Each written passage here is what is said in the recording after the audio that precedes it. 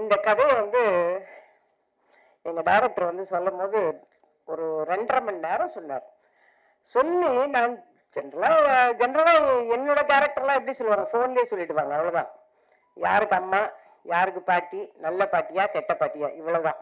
ரிச்சா புவரா, middle கிளாஸா, இவ்வளவுதான் எனக்கு கதையே சொல்றது. இதுவே கதை சொல்றதே பெரிய விஷயமாச்சே.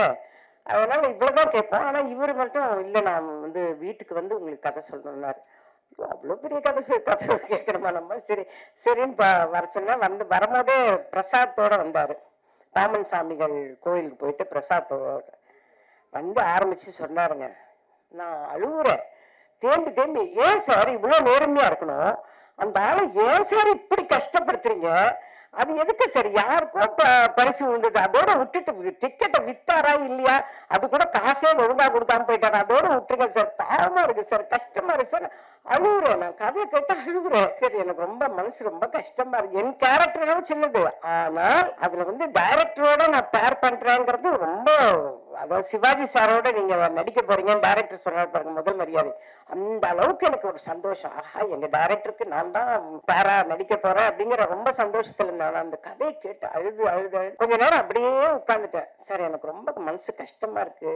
படம் பார்த்துட்டு ஜாலியா வெளியில போறதை விட்டுட்டு ஏன் சார் இப்படி கஷ்டப்படுத்தி அனுப்புறீங்க? எதுக்கு சார் இவ்வளவு நேர்மை? என்னத்துக்கு சார்? அப்ப நேர்மையா இருந்தா இவ்வளவு எல்லாம் கஷ்டப்படணும்னு இருந்தா எவன் சார் நேர்மையா இருப்பான்? இப்படி எல்லாம் அவரை கிராஸ் கொஸ்டின் தான் பண்ணேன். நான் நேர்மையெல்லாம் இருக்கக்கூடாது சார், நேர்மையா இருந்தா எவ்வளவு கஷ்டப்படுறேன். இன்னும் சேத்துல எல்லாம் விழுந்ததெல்லாம் போய் எடுத்து நான் இன்னும் ஒரு ஃப்ரேம் கூட பார்க்கலைங்க. நான் டப்பிங் பார்த்ததோட சரி, டப்பிங்கே நான் பேசல. டப்பிங்ல எங்க டைரக்டர் அந்த 500 ரூபாயை தொலைச்சிட்டு தேடுவாரு பாருங்க. இப்ப நினைச்சாலும் எனக்கு அவ்வளவு கஷ்டமா இருக்கு. ஏன்னா ஒரு பக்கம் எங்க டைரக்டரை பாக்குறேன், இன்னொரு பக்கம் ஐயோ இந்த மனுஷனுக்கு ஒரு 500 ரூபாய் ஐயோ அங்கதான் இருக்குது அங்கதான் இருக்குதுன்னு இப்படி சொல்லணும் போல இருந்தது. அந்த அளவுக்கு டைரக்டர் ஐயோ அவ்வளோ அற்புதமா பண்ணிட்டார்.